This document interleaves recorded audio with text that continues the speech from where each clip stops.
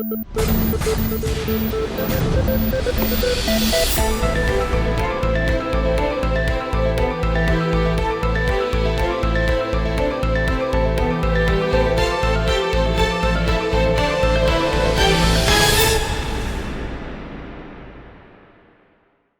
es el programa Análisis. Vamos hoy a tocar temas relacionados con el coronavirus. Y es que fíjese usted, empezando con este tema, se maneja mucho acerca del uso del cubrebocas, que si es bueno o si no es bueno para prevenir la enfermedad o cualquier enfermedad.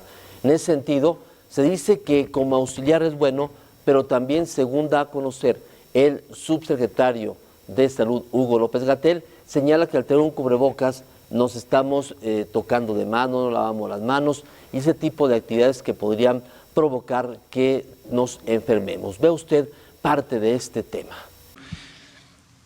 Hay dos grupos de personas que interesa identificar plenamente.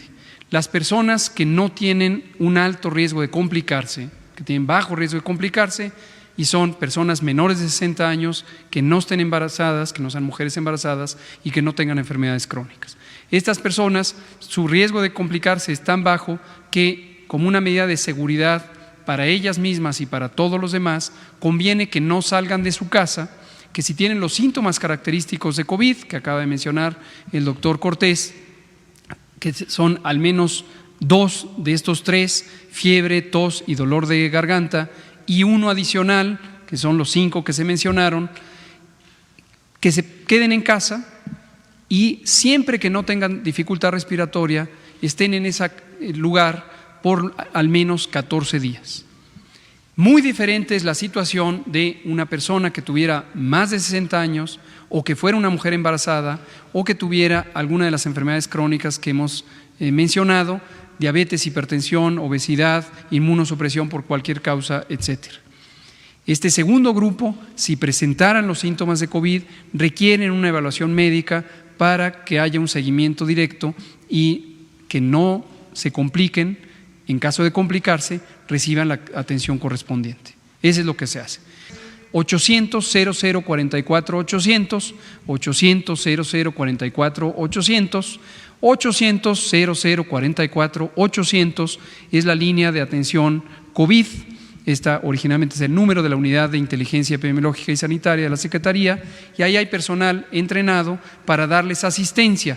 Si presentaran una urgencia, 911 es el número universal de emergencias, y desde hace más de 2 meses hemos integrado los centros de comunicación para que también desde el 911 se pueda acceder a la información. Las y los trabajadores de actividades esenciales han seguido operando, han seguido teniendo sus actividades laborales. La cajera del súper, el repartidor, la persona que está haciendo un oficio para la infraestructura crítica, etcétera, todos los que están enlistados. Y es muy natural que su inquietud sea: ¿qué riesgo corro yo de infectarme de COVID en este momento y no me estoy protegiendo como sí se protege todos los demás? Una pregunta adicional puede ser: ¿y si yo me enfermo de COVID y llego a la casa y contagio a la familia? También es una pregunta muy importante. Entonces, las medidas de precaución son estas medidas generales. El lavado de manos es extraordinariamente importante y no es una vez, ni 2, ni 3, ni 5. Es 15, 20, 30 veces. Ya hemos dicho que además con una duración suficiente para que el lavado de manos sea efectivo. Se ha recomendado de 20 a 30 segundos, se ha recomendado el pensar en una canción para acordarse de cuántos son 20 a 30 segundos sin tener que estarlo contando, por supuesto sin ver el reloj. Entonces, pero el lavado de manos es fundamental. El otro elemento importante es sana distancia. Si todos guardamos su sana distancia, eso ayuda a tener una menor probabilidad de que recibamos las gotas de saliva o las pequeñas partículas de secreciones respiratorias de alguien que pudiera estar contagiado. Como una medida solidaria de precaución, si alguien presentara síntomas de estas personas que están todavía en el espacio público, o estamos, ustedes incluidas, si presentáramos síntomas, no debemos ya salir Y debemos justamente hacer esto de mantenernos en casa y asumir que si no estamos en riesgo de complicarnos, permanezcamos ahí los 14 días. Cubrir el estornudo con el ángulo del codo o con un pañuelo desechable si está a la mano. Pero también es importante que ya no haya nadie que esté haciendo actividades esenciales que pertenezca a los grupos de riesgo, mayores de 60, mujeres embarazadas o personas con enfermedad crónica. El riesgo general de alguien de infectarse en este momento en la vía pública ha disminuido importantemente en la medida que ha disminuido la movilidad urbana, pero todas y todos debemos ser conscientes que cualquiera puede estar en riesgo de infectar, excepto que sea una persona que ya se ha restablecido de la enfermedad. Entonces, estas son las medidas de precaución, algunas que hemos desestimado como no tan útiles o no tan claramente útiles, incluye el tema del cubrebocas. Y esto se ha prestado también a críticas y controversias y por qué si Estados Unidos lo recomendó, México no. Les recuerdo, los Centros de Control de Enfermedades de Estados Unidos recomendaron hace casi 10 días el uso generalizado de cubrebocas como una medida adicional de precaución y no hicieron una recomendación muy enfática. Cerca de 48 horas después, la Organización Mundial de la Salud dijo: no existe evidencia científica todavía que lo demuestre. ¿Puede ser una medida útil? Sí, en que personas que empiezan a enfermar, que ya estén tirando virus, expeliendo virus, y aún no hayan tenido un diagnóstico, al usar el cubrebocas están reduciendo la probabilidad de transmitirle a otro. Pero debe quedar muy claro, no es una medida útil de protección para la persona susceptible que quiere evitar que le caiga el virus encima. Porque al quedar descubiertos los ojos, esa es una razón, ahí puede entrar el virus. Y la otra razón sumamente importante es tener el cubrebocas todo el día, lo que lleva irremediablemente es a que uno se sofoque, se calore, se le pique y continuamente se esté tocando la cara. Y entonces hay un fenómeno que se llama compensación del riesgo, porque estoy haciendo un mecanismo que va a favorecer la infección. Y otra expresión de la compensación del riesgo es: siento que estoy protegido porque tengo el cubrebocas, ya no me lavo las manos, ya no cuido su sana distancia, y etcétera, etcétera. Entonces, por eso la disposición es controversial. Guantes no tiene ningún sentido. Estar usando guantes quirúrgicos en la vía pública, el vigilante de una compañía, el repartidor, no tiene ningún sentido de protección. ¿Por qué razón? Porque el virus no entra por los guantes, por las manos. El virus entra por nariz, boca y ojos. Si yo tengo los guantes, tengo envuelta la mano, pero al cabo de unos minutos es como si fuera la mano misma. Y si alguien me da la mano sobre mi guante y esa persona está infectada y a través de su mano me transmitió los virus, me los pasó a la superficie del guante, más tarde cuando yo me talle los ojos o me toque la cara, con el guante también me voy a contagiar, como si fuera la mano desnuda. Entonces, usar guantes igual da una falsa sensación de protección cuando en realidad no está siendo útil. Pues se ha manejado mucha controversia en torno al uso de cubrebocas o no uso de este aditamento. Mucha gente se siente segura o seguro usándolo, pero también a veces estamos sin lavarnos las manos y nos podemos contaminar o enfermar al usar ese tipo de aditamentos. Aquí lo más importante es tener medidas de higiene básicas y adecuadas. Evitar tocarnos boca, nariz y ojos, que es por donde se contagia uno más rápido del coronavirus o cualquier otro tipo de enfermedad respiratoria que también causa muchos problemas. Aquí las medidas de higiene y también las medidas de cómo nos manejamos en la vida diaria deben cambiar para poder evitar cualquier enfermedad. Vamos al corte comercial, regresamos con más.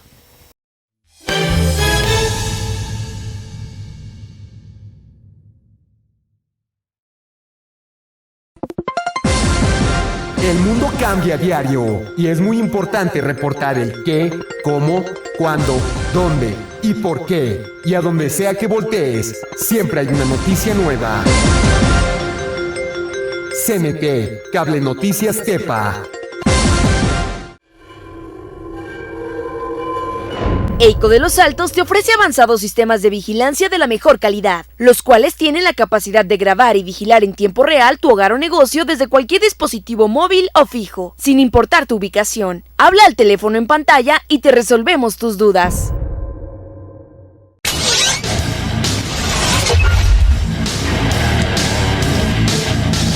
Visión deportiva con lo mejor del deporte local y regional.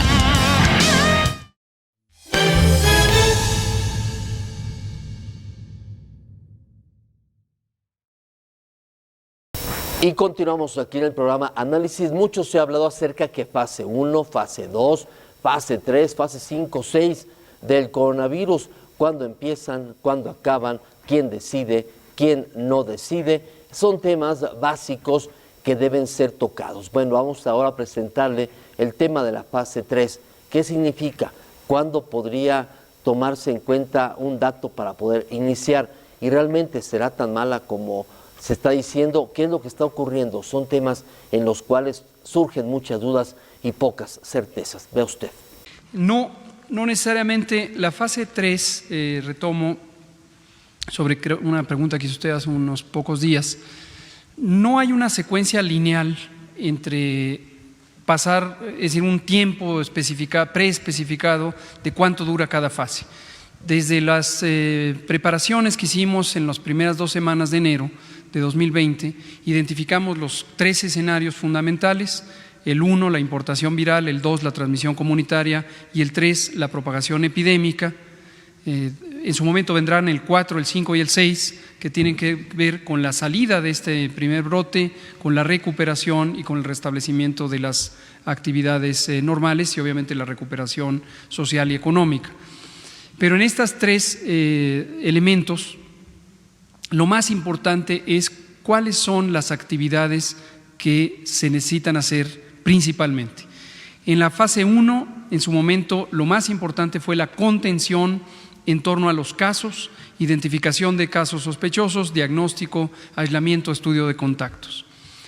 Cuando anticipábamos que esta medida de contención en torno a casos iba a ser ya inefectiva o ineficiente porque habría más de varias decenas de casos, y considerando el punto de inflexión de la curva epidémica, fue que el 13 de marzo, un viernes, anticipamos 15 días la decisión de instaurar medidas de la fase 2 y nos anticipamos.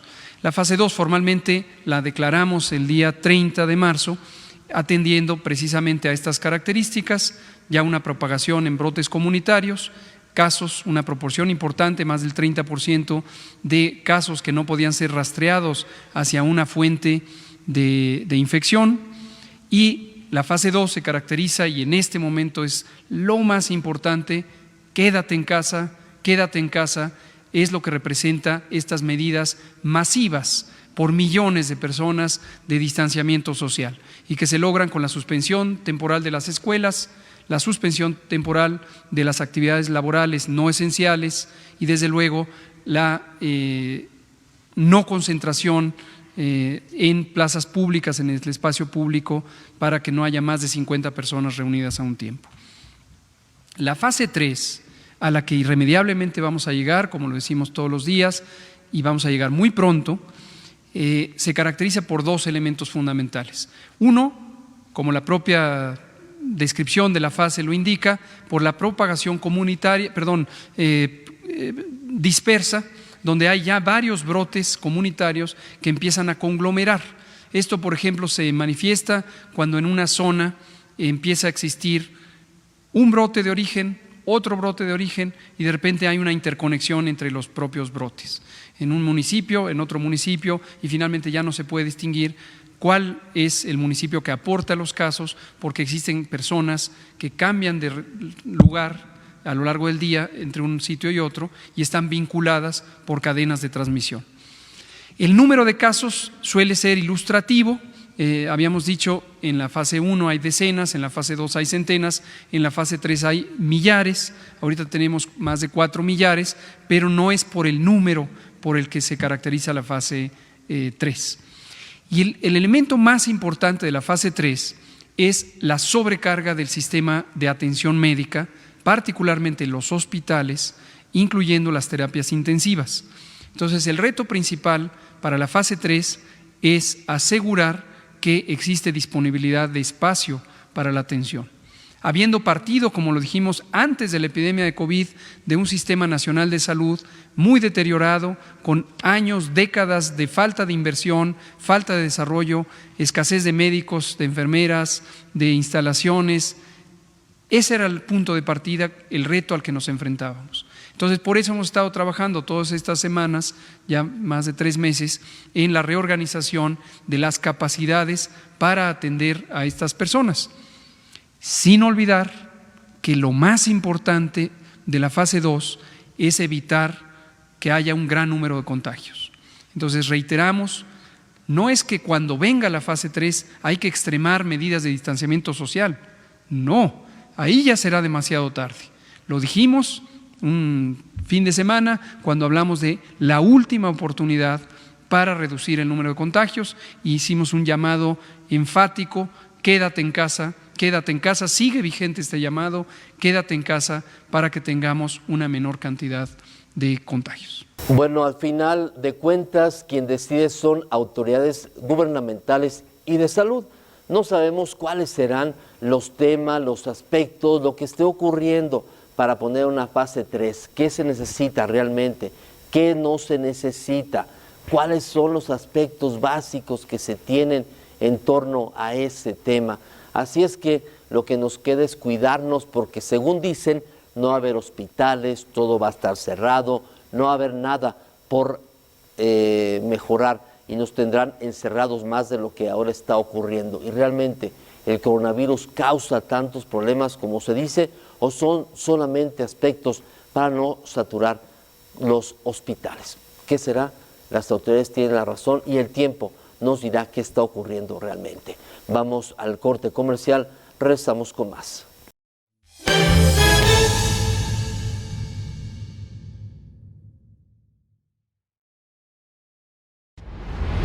Ya tenemos un nuevo servicio. Combo 5. 98 canales más 5 megas de internet. Contrátalo ya al 78 237 36 o al 78 238 35. TV Cable Tepa.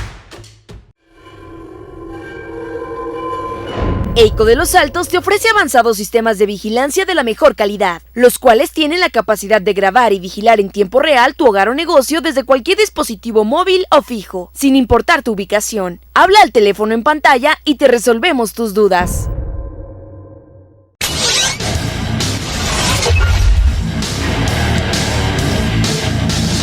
Visión deportiva con lo mejor del deporte local y regional.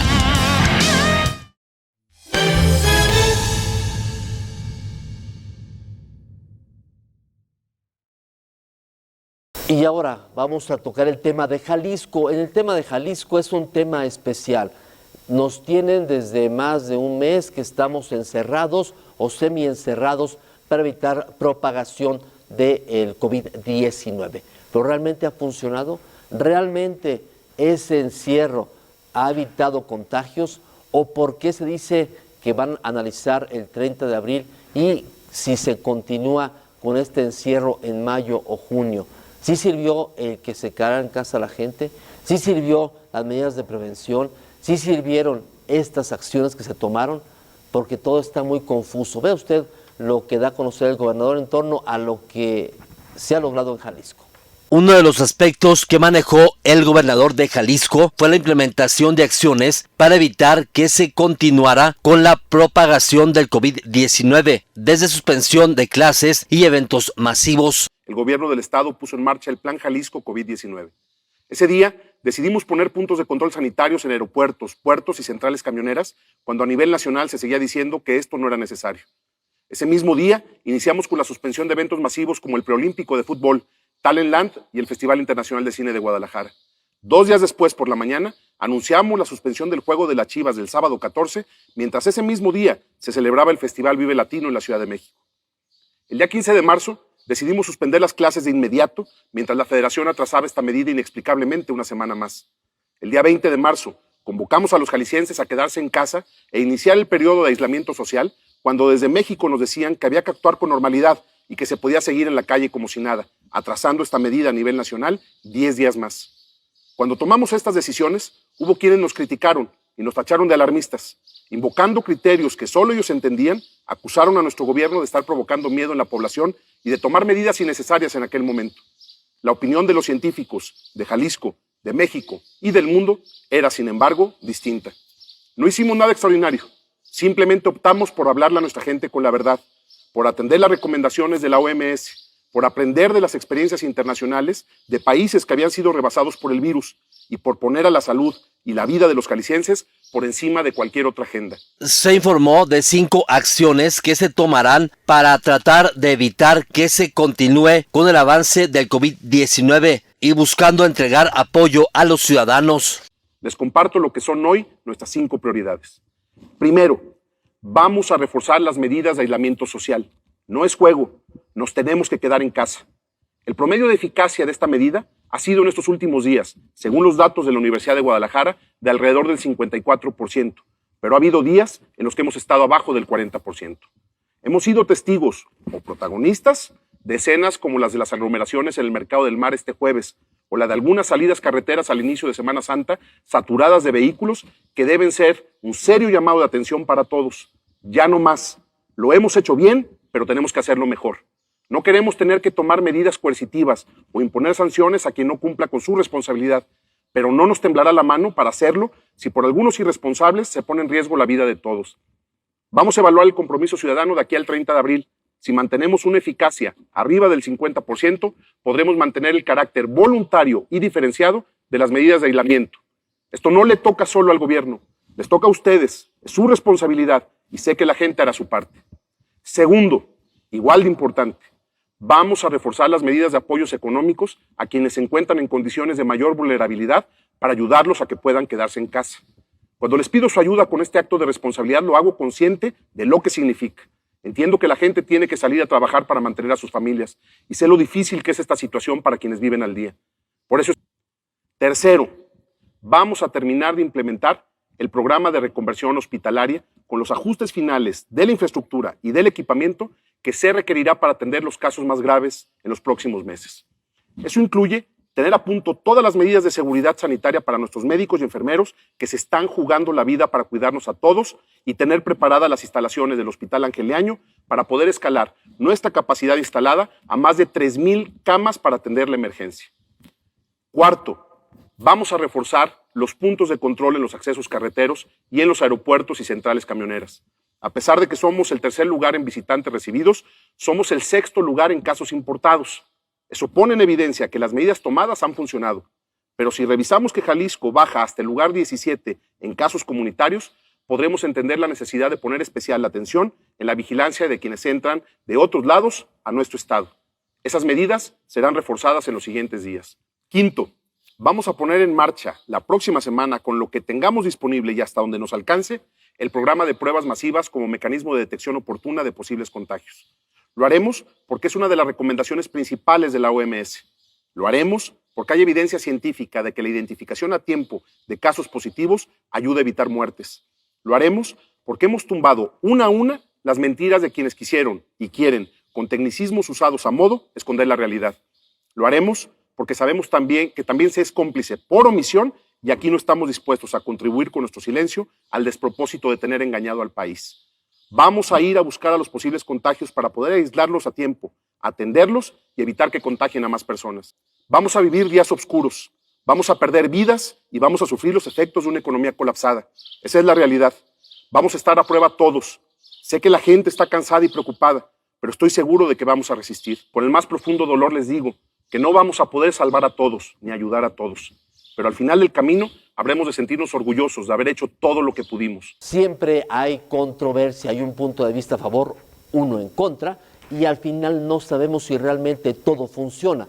No sabemos si realmente lo que está ocurriendo es lo que va a pasar, si se están tomando medidas adecuadas, si no salir de casa si es buena medida, si no ir a visitar familiares es buena medida. Al final todo está en lucha y controversia.